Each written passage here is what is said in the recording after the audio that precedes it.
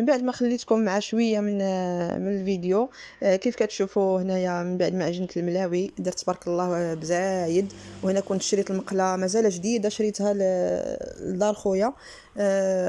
تبارك الله شريتها كبيره ودرت الملاوي صغار، راه كيتهز حتى 3 أو 4 ديال الملويات هنا باش الواحد يلقى باش يفطر.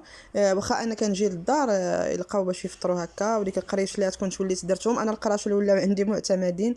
صافي هنايا الصباح ديال الفطور، من بعد ما فطرنا وهنايا دوزنا واحد شي يومين ولا 3 ايام، وعاد عيطات لنا ماما للمدينه، كنا هابطين للمدينه. صورت لكم شويه الطريق وخليكم مع لا فيديو.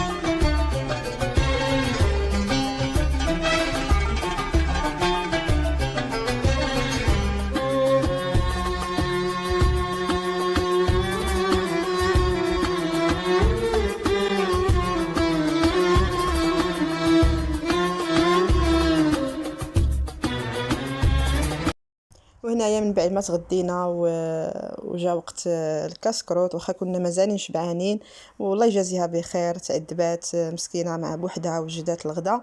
والحمد لله كنقول لها شكرا من هذا الفيديو، حيت عارفه غتفرج في هذا الفيديو كامل ان شاء الله. وهنايا كنخليكم مع تتمه ديال الفيديو، وشكرا للجميع على المشاركه ديالكم والمتابعه الفيديو كامل. واللي كتفرج الفيديو كامل كنقول لها شكرا بزاف، الله يجازيك بخير والله يسهل امرك يا ربي امين، ويسهل الامر للجميع يا ربي امين. كتشجعوني باش نستمر ان شاء الله في القناه. بغيت القناه ديالي تطلع بجهد الله ان شاء الله غادي تطلع.